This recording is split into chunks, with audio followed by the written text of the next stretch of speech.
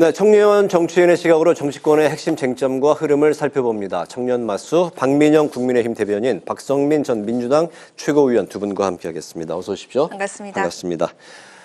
오늘 헌재가 윤 대통령 탄핵 심판 9차 변론을 열었습니다. 증인 신문 없이 양측이 낸 증거를 확인하고 입장을 듣는 절차로 진행이 됐는데요. 국회 측은 대통령이 계엄으로 법률 위반을 저질렀다고 밝힌 반면에 윤 대통령 측은 계엄 선포의 정당성을 주장했습니다. 여태까지 있었던 그런 분위기가 오늘 또 재현된 건데, 오늘 좀 특이한 점은 그 헌재에서 검찰 조서를 이제 공개를 하자 윤 대통령 측에서 이제 항의성으로 퇴장을 했습니다. 재판 도중에 이제 가방을 들고 퇴장을 한 일이 이제 생겼는데, 오늘 전체적으로 이제 9차 변론 어떻게 보셨는지 먼저 그 박성민 최고부터 들어볼까요? 네, 일단 뭐 말씀해주신 대로 오늘은 증인들을 이제 신문하는 자리는 아니었고 그동안 나왔던 주요 쟁점들을 정리하는 자리였다라고 보시면 될 것 같습니다. 뭐 핵심적으로는 어쨌든 국회 봉쇄 및 침입, 그다음에 이제 선관위 침탈, 그리고 정치인과 법조인 등에 대한 어떤 체포 시도가 있었느냐, 이 부분이 핵심이었던 거고요. 그러다 보니까 그 조지호 경찰청장의 이 수사기관에서의 진술 조서를 이제 공개를 하게 됐는데, 국회 측에서 공개를 한 겁니다. 여기에 대해서 이제 헌재는 증거 능력이 있다라고 이미 인정을 한 상태인데, 여기에 대해서 대통령 측에서는 받아들일 수 없다라는 입장이고, 저는 이 부분은 이미 재판관들이 인정을 한 부분이라서 논쟁의 여지는 없다라고 생각을 하고요. 핵심적인 내용은 조지호 경찰청장이 이 계엄 전에 안가에서 대통령을 만나지 않았습니까? 그때 받았던 문건에 뭐 22시에는 뭐 민주당사 뭐 이런 게 있었고, 그다음에 23시에 민주당사가 있었고요. 그 22시에는 국회가 써 있었다라고 합니다. 네. 이뿐만 아니라 대통령이 굉장히 다급하게 연락이 와서 의원들 다 끌어내라라고 하는 지시를 했다라는 것을 이제 수사기관에 가서 얘기한 바가 있기 때문에, 이런 대통령이 선포한 불법 계엄을 통해서 국회를 봉쇄하고 의원들을 체포하려는 시도가 있었다라는 점을 분명히 이제 국회 측에서는 제시를 한 거기 때문에 뭐 아마 대통령 측 변호인에서는 굉장히 좀 심기가 불편했을 겁니다. 그렇군요. 박민영 대변인 어떻게 보셨습니까? 일단 오늘 같은 경우에는 그 아까 말씀해 주셨던 그런 국회 봉쇄 시도가 있었느냐라는 그 가장 큰 쟁점에 대해서 좀 최후 정리하는 그런 시간을 가졌던 것으로 보이는데요. 사실 그 곽종근 사령관과 홍장원 차장, 이 두 사람이 가장 적대적인 윤 대통령 측에서는 그런 증언들을 해왔었지 않습니까? 이에 대해서 사실 어제 국회 국조특위에서도 김현태 단장이 증인으로 또 출석을 해서 민주당이 완전히 이용당했다. 그래서 민주당에 의해서 이 박범계 의원이 뭐 공익 제보자로 채택을 해준다, 신청을 해준다라든지 아니면은 삼성 변호사를 추천해주겠다라고 이야기를 하면서 회유를 한 정황들을 다시 한번 이야기를 했잖아요. 그러면서 이 곽종근 사령관의 진술의 신빙성이 떨어진다, 이제 이런 얘기들을 이제 법원 밖에서도 했던 것이고요. 그런 의미에서 이 오늘 쟁점에서도 같이 정리되는 부분들이 전 있었다라고 생각을 하고, 그러니까 아마 절차상의 공정성 문제를 가장 집중적으로 오늘 변호인단이 이야기를 했던 것으로 보입니다. 특히 이제 정계선 재판관 같은 경우에는 새로 확인된 사실인데, 이제 김희수 변호사, 그러니까 이제 국회 소추인단 측에 속해 있는 김희수 변호사와 사제지간이다.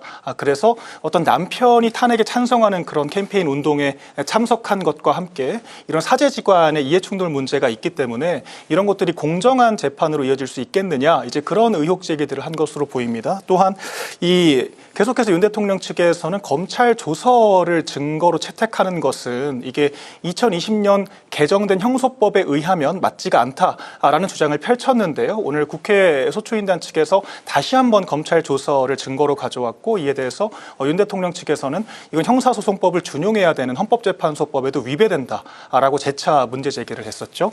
그러니까 이거는 변호인단뿐만 아니라 어제 그 헌법에 대해서 최고 권위자라고 할 수 있는 허영 이 경희대 석좌 교수도 이런 말 하지 않았습니까? 10가지의 헌법재판소의 위법 사항들을 조목조목 비판을 하면서 헌법재판소가 이처럼 불공정한 재판을 계속할 경우에 가루가 돼서 사라질 수가 있다라고까지 표현을 했었거든요. 그러니까 검찰 조서뿐만 아니라 내란죄를 일방적으로 배제를 하고, 또 마은혁 재판관에서 이제 국회의장인 우원식 의원이 개인 명의로 이 권한쟁의 심판을 청구를 해서 문제가 됐었지 않습니까? 이에 대해서도 사후 추인, 그러니까 국회로서의 정당성이 없는 것을 지금이라도 보완을 해오세요, 변론기일 다 끝났는데, 이렇게 주장하는 것이 절차상으로 타당하냐, 각하사안을 나중에 보완을 하라고 국회 측과 짬짬이로 지금 얘기를 하는 게 맞냐, 이제 이런 비판들을 쏟아낸 것 같습니다. 네.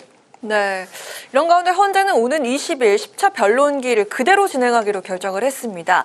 윤 대통령 측이 형사재판이 열리는 날에 탄핵 심판까지 임하긴 힘들다면서 연기를 요청했지만 이게 받아들여지지 않은 겁니다. 이제 탄핵 심판 선고는 다음 달 초중순, 중순쯤에 열릴 가능성이 높아졌는데요. 우리 박성민 전 최고위원, 이 헌재 결정 어떻게 보십니까? 헌재의 판단을 존중해야 된다고 봅니다. 그리고 이제 사유를 좀 상세하게 설명을 했어요. 일단 첫 번째로 그 대통령 측에서 이 구속 취소 여부와 관련해가지고 이제 신문에 대해서 참석을 해야 된다 이 얘기를 하는 거잖아요. 근데 시간이 겹치지 않는다라는 거죠. 오전에 있는 것이고 헌재 이 변론기일은 오후에 있는 것이기 때문에 시간이 일단 겹치지 않는다라고 이야기를 했고, 그리고 10차 변론기일에서 굉장히 중요한 증인들이 많이 나오는데 뭐 한덕수 국무총리라던가 이런 분들은 어쨌든 피청구인 측에서 신청한 증인이고 일부 받아들여져서 10차 변론기일을 추가로 지정한 거라는 겁니다. 그리고 이제 헌재 측에서는 어쨌든 시간을 1시간 정도 늦춰줬어요. 그래서 결과적으로 헌재 입장에서는 지금 헌재가 뭐 주 4회 재판을 진행을 하고 있고 뭐 증인을 어느 정도 채택해 준 것도 그렇고 시간이 겹치지 않는다라는 점을 봤을 때 이것을 굳이 이제 대통령 측의 주장을 받아서 변론기일 자체를 날짜를 바꾸는 일은 하지 않겠다라는 걸로 보이기 때문에 저는 뭐 크게 놀라울 일은 아니다. 그리고 여기에 대해서 대통령 측에서 아무리 반발을 한다라고 한들 그것은 대통령 측에서 결정할 수 있는 권한의 영역이 아니고 헌재 재판관들이 평의를 거쳐서 결정하는 영역이고 이제 헌재 재판관들의 재량이기 때문에 여기에 대해서 부차적인 논쟁을 벌이는 것은 오히려 대통령 측에 저는 손해가 될 것이다 이렇게 보고 있습니다. 네, 민현 대변인. 네, 사실 지금 이 헌법재판소의 여러 절차에 대해서 학계뿐만 아니라 헌법재판소 내에서도 여러 목소리가 나오고 있다라는 거를 저희가 인지를 해야 된다라고 생각을 합니다. 그러니까 평이라고 얘기는 하지만 사실 문영배 재판관이 소장 대행이고 내가 책임지겠다라는 식으로 해서 사실 어떤 논의들을 주도하고 있다라는 계속 소리가 들려오고 있거든요. 그러면서 사실 소위 행번방 논란 있지 않습니까? 그 동문카페에 음란물이 2,000여 건 올라왔는데 뭐 알고도 방치했다 이런 논란에 대해서도 개인적인 문제인데 헌법재판소의 공보관이 이런 것들을 공식 알림으로 발표를 하면서 이게 절차상으로 맞느냐는 이런 의구심들이 있었거든요. 또한 문영배 재판관이 대본을 보고 나는 지금 하고 있는 것이다. 이렇게 좀 감정을 노골적으로 드러내지 않았습니까? 근데 대본이라는 표현이 국민들께 와닿는 그런 어떤 표현, 그러니까 답을 정해놓고 한다는 자백인가? 이제 이런 문제를 떠나서라도 그 TF한테 사실 이 재판 진행상의 그런 피청구인 측에서 주장하는 문제 사항들을 떠넘기는 거거든요. 네. 난 준비한 걸 그대로 읽고 있을 뿐인데 왜 나한테 문제 제기를 하느냐? 그런데 사실 TF 측에서 문영배 재판관한테 이렇게 감정을 드러내고 발언을 저지하고 약간 이런 식의 행보를 하라고 지시를 하진 않았을 거거든요. 그러니까 본인의 어떤 그런 애티튜드 측면에서 비판을 받고 있는 거다라고 생각을 하고 저는 그 연장선에서 오늘도 피청구인 측의 주장은 들어볼 만하지만 1시간을 연장시키겠다. 저는 이건 사실 대단히 기망이라고 생각을 합니다. 왜냐하면 지금 윤 대통령 측에서 단순히 재판 시간이 겹치는 것만 얘기를 하는 것이 아니라 준비할 시간 자체가 없다라는 지금 그런 호소를 하고 있는 거잖아요. 구속되어 있는 상태고. 그러니까 박근혜 전 대통령 당시에도 그러니까 박근혜 전 대통령 같은 경우에 매주 2회 변론을 하기는 했지만 그 당시엔 다른 건수가 없었기 때문에 오로지 이 재판에만 집중할 수 있었는데 지금은 윤석열 대통령에 대한 것만 2건, 마은혁과 이제 한덕수 총리에 대한 것까지 포함해서 매주 3, 4회 정도의 지금 변론을 하고 있습니다. 그러니까 이거를 평의하고 심리할 여력이 전혀 없는 상황에서 헌법재판소가 너무 무리하게 속도전을 하고 있다. 이제 이런 것들이 다른 헌법학자들이 비판하는 주요 골자라고 할 수 있을 것이고요. 그런 의미에서 사실 같은 제목으로 형사재판이 이어지고 있는 상황에서는 심리를 중단할 수 있다라는 이제 그런 요청도 받아들이지 않고 계속해서 절차를 진행하는 상황에서 사실 누가 봐도 물리적으로 무리가 있는데 1시간만 늘리겠다라고 이야기하는 것은 전 헌법재판소가 이런 의구심에 불을 지피고 있다. 그렇게 봤습니다. 근데 한 가지는 좀 두 가지 정도 좀 말씀을 드려야 될 것 같은데 문영배 대행과 관련해서 뭐 음란물에 댓글을 달았다라고 하는 그런 가짜 뉴스는 조작된 사진에 의해서 퍼진 잘못된 정보였다라는 점이 분명히 밝혀졌고 여기에 대해서 이 헌재에서 왜 공보관이 나서서 얘기를 하냐라고 하시는데 이건 단순히 문영배 대행 개인을 공격하는 일을 넘어서서 우리나라 헌법재판소의 헌법재판관을 공격하는 일이고 헌법재판관을 공격한다라는 것은 사실은 사법질서의 근간을 흔들 수 있는 일입니다. 결국 헌재에서 지금 헌재에 대해서 불만 제기하시는 분들 중에 문영배 대행 당장 사퇴해야 된다 이런 얘기를 하시는 거거든요. 그러니까 이런 게 결국에는 질서를 흔드는 일이기 때문에 대응할 수밖에 없었다라는 점을 말씀드리면서 이 문영배 대행이 지금 마치 혼자 모든 걸 결정하는 것처럼 착각하시는 분들도 계시지만 그렇지 않습니다. 뭐 예를 들면 검찰 조서, 진술 조서를 증거로 채택하는 것에 대해서 문영배 대행도 이것이 타당하다, 증거 능력이 있다라고 인정을 했지만 대통령이 임명했던 정영식 재판관 역시도 이 부분에 대해서 지난 11일에 증거 능력이 있다. 그리고 그동안 완화해서 조문을 적용을 해왔다라는 점을 이야기를 했기 때문에 마치 문영배 대행이 이 모든 재판 과정에 있어서 좌지우지하고 있다 이렇게 보는 것은 저는 과한 해석이다라고 봅니다. 네, 모두 좋은 말씀들을 사실관계를 좀 네. 밝혀드리자면, 그러니까 저희가 공무를 보는 이를테면 고위공직자가 어떤 개인적인 사건에 연루됐다라고 해서 정부가 무슨 그런 입장을 내준다라거나 그러지는 않잖아요. 그런 의미에서 일반적이진 않다 이 말씀을 드리는 거고, 뭐 그 사진 자체가 문제가 있다라고 해서 그 어떤 그 2천여 건의 음란물이 12년에 걸쳐서 게시가 됐고 이런 것들을 문영배 재판관도 300회 이상 그 카페에 방문을 했다라는 사실은 변하지 않는다라고 생각을 합니다. 또한 그 동문 중에 한 명이 그 K모 씨가 그 음란물들을 계속 올려왔는데 이런 식으로 게시물 올리는 것은 문제가 될 수 있다. 너 큰일 날 수가 있다. 그런 게시글도 있었다라는 점에서 해킹을 당했다라는 해명은 저는 부적절하다라고 생각을 하고요. 이 부분에 대해서 법관으로서 책임질 부분들은 책임져야 한다라고 생각합니다. 네, 김현태 707 단장이 국회 단전 조치가 대통령이 아니라 곽종근 전 사령관의 지시였다 이렇게 밝혔고 거기에 이제 민주당 의원들이 곽 전 사령관을 회유한 정황이 있다 이렇게 진술을 했습니다. 예. 민주당은 오히려 여당이 김 단장을 회유했다고 이제 주장을 했는데 김 단장의 진술이 재판에 어느 정도 영향을 준다고 보시는지 남은 시간이 오늘 좀 이렇게 다른 때보다 좀 짧아서 네. 좀 압축된 답변 예. 부탁드릴게요. 일단은 그 김현태 사실 곽종근 사령관과 홍장원 차장 두 사람이 이제 국회 봉쇄에 대해서 가장 적극적으로 윤 대통령의 책임을 비화하고 있는 그런 대상이지 않겠습니까? 이에 대해서 김현태 단장이 곽종근 사령관이 김병주 최고위원의 과거 관계성이 있었고 김병주 최고위원의 주선으로 박범계 의원을 만나서 김현태 단장과 곽종근 사령관 두 사람 모두 다 공익 제보자로 해줄 것이고 이미 대세가 기울었다라고 이야기를 하면서 회유를 했다라는 거 아니겠습니까? 그런데 우리가 회유라는 주장이 성립을 하려면 구체적으로 인센티브가 있어야 됩니다. 내가 이 사람과 협력했을 때 얻을 수 있는 이익이 있어야 되고 구체적으로 공익제보자와 삼성 변호사라는 것들을 당시에 이야기를 했다라는 것이고요. 그리고 곽종근 사령관도 당시에 이 박범계 의원과 약간 진술을 맞추는 과정이 있었다라는 사실은 인정을 했습니다. 그런 것들을 김현태 단장이 봤을 때는 마치 말을 맞추는 것처럼 보였을 수 있다. 연습을 하는 것처럼 보일 수 있다라고 본인도 인정을 했기 때문에 이런 부분들은 사실 문제가 된다라고 생각을 하는데 이제 민주당 측에서 저희한테 회유를 당했다라고 주장하는 것은 사실 근거가 굉장히 모호하거든요. 저희가 이 두 분께 드릴 수 있는 게 전혀 없는 상황입니다. 형사재판을 진행을 하고 있기 때문에 오히려 국민의힘 입장에서 증언을 하게 되면 불리하게 작용할 수 있는 상황이거든요. 그런 걸로 봤을 때 이 과연 어떤 요인을 우리가 제공을 하기에 국민의힘의 회유를 당했다라고 주장을 하는 것인지 민주당이 조금 더 구체적으로 밝힐 네. 필요가 있을 것 같습니다. 네, 박성민 최고. 네. 근데 저는 일단 뭐 민주당이 회유를 했다라고 얘기를 하시는데 곽종근 사령관의 진술은 굉장히 일관된다라고 보고 있습니다.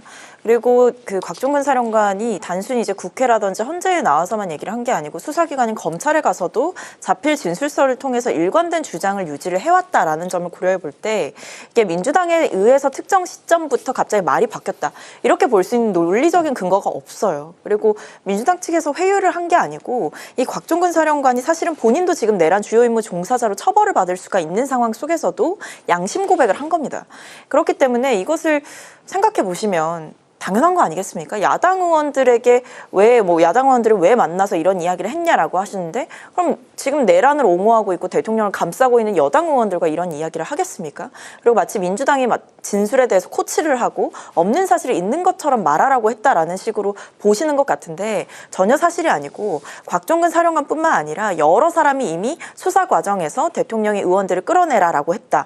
혹은 국회를 이제 국회의원들 체포하라고 했다. 이런 이야기들을 곽종근 사령관만 하고 있는 상황 상황이 아니기 때문에 아무리 어떤 증인의 신빙성을 공격하고 진술이 오염됐다라고 이야기를 해도 다른 주요 사건 관계자들이 일관된 이야기들을 하고 있기 때문에 저는 크게 어떤 헌재에서 판단을 할 때에는 이 곽종근 사령관의 이야기가 굉장히 주요한 역할을 할 것이고 크게 신빙성이 훼손되지 않을 것이다 이렇게 보고 있습니다. 네. 네, 그리고 어제는 창원지검이 명태균 씨 의혹 사건에 대해서 중간 수사 결과를 발표하고 이 공천 개입 의혹은 서울중앙지검으로 이송하기로 했습니다. 명태균 씨 측은 지난해 국회의원 선거에 김건희 여사가 공천에 개입한 정황이 있다 이렇게 주장한 통화 복기록을 공개를 했는데 이 복기록이 기억에 의존한 내용 아니겠습니까? 이게 그 검찰 수사에 영향을 좀 줄 수 있을까요? 어떻게 보십니까? 네, 일단은 검찰이 좀 압박을 느끼고 있다라는 생각은 듭니다. 왜냐하면 이제 중앙지검으로 이송을 하는 결정을 창원지검에서 했는데 결국 이게 창원지검에서 이 명태균 씨와 관련된 수사가 미진하다라는 비판을 네. 받고 김건희 여사에 대한 소환 조사 한 번 없이 어떤 중간 수사 결과를 발표했다라는 점에서 그리고 수사 보고서를 작년 11월에 이미 작성을 해놓고도 그 뒤에 수사에 좀 진척이 없었다라는 비판을 받게 되면서 결국에는 이제 민주당 입장에서는 특검법을 꺼낼 수밖에 없었던 상황이고 네. 이 상황을 보면서 결국 본인들이 어떤 수사를 할 역량이 되지 않는 상황이다라는 것을 저는 사실상 인정했다라고 봅니다. 그래서 지금 중앙지검에 이송됐다라는 건 어떤 뭐 강혜경 씨라든지 아니면 지금 뭐 명태균 씨라든지 뭐 지금 김영선 전 의원이라든지 이런 사람들을 제외하고 윤석열 대통령 부부를 정면 조준하기 시작했다 이렇게 보는 거거든요. 그래서 앞으로 좀 뭐 수사 상황을 지켜봐야겠지만 명태균 씨의 어떤 폭로들이 저는 굉장히 좀 구체적이라고 생각을 합니다. 뭐 녹취록도 공개가 되고 있고 복기록도 공개가 됐고 그리고 한금폰에 대해서는 포렌식이 이루어지고 있는데 심지어는 이전에 검사가 직접 나서서 이 핸드폰을 전자레인지에 돌려서 폐기해라 이런 이야기를 했다라는 게 밝혀지게 되면서 결국 지금 이 검찰 수사 과정에 대해서 상당히 의구심을 가질 수밖에 없는 상황이라는 점은 분명한 것 같습니다. 네, 네. 박민현 대변인. 예, 저희가 이 명태균이라는 사람의 일방적인 주장에 대해서 굉장히 신중하게 접근할 필요가 있다라고 생각을 합니다. 이를테면은 단 며칠 전에 원희룡 장관에 대해서도 인수위에 들어갈 때 내가 추천을 해줬다라고 이야기를 하지 않았습니까? 그런데 원희룡 전 장관과의 구체적인 관계성이 없는 상황에서 내가 추천만 했다라고 주장을 하는데 원 장관 같은 경우에는 20대 대선에서 정책본부장으로 사실상 투톱으로 일을 했었고요. 그 인수위의 기획위원장으로 들어가는 것 자체가 누군가의 어떤 추천을 필요로 하는 자리가 전혀 아닙니다. 그러니까 제가 드리고 싶은 말씀은 어떤 정치인의 의사결정이라는 것은 정말 다양한 창구를 통해서 의견을 받고 민원도 받고 추천도 받고 그런 것들을 종합해서 결정을 하게 되거든요. 그런데 명태균 씨 같은 경우에는 거의 모든 자신에게 유리한 정황들을 내가 추천했다, 내가 만들었다라고 이야기를 하고 있습니다. 그렇기 때문에 저희가 허풍이고 사기꾼이다라고 이야기를 하는 것이고요. 통상 정치인들이라는 것이 특히 선거를 하면서 선거 캠프에 찾아온 사람들은 단순히 기술자가 아니라 일반적인 국민이더라도 만나고 소통하는 시간을 갖습니다. 명태균 씨라서 그런 것이 아니라요. 그래서 명태균 씨가 그 특정 정치인들을 만나서 자기가 했던 이야기들을 일방적으로 풀어내면서 마치 대단한 유착과 어떤 그런 관계성이 있는 것처럼 이야기를 하는 것이 저는 되게 비본질적인 문제라고 생각을 하고요. 이에 대해서 각자 또 오세훈 시장이나 홍준표 시장 같은 사람들이 극구 부인을 하고 있지 않습니까?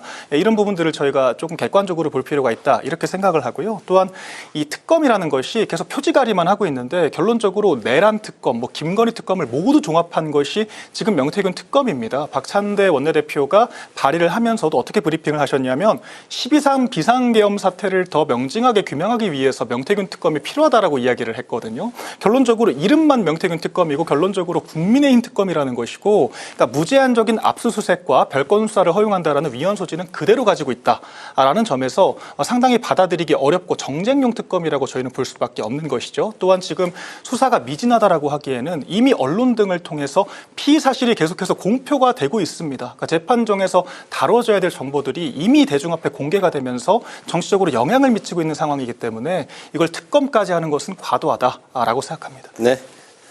마지막 이슈는 좀 짧게 들어보겠습니다. 반도체 특별법이 국회 상임위에서 처리되지 못하자 여야가 이제 서로 책임 공방을 벌였는데 이게 합의점을 찾을 수 있을지 마지막 이슈는 그 각 1분 정도씩 드리겠습니다. 박성민 최고위원부터 드릴까요? 굉장히 급박한 상황이다.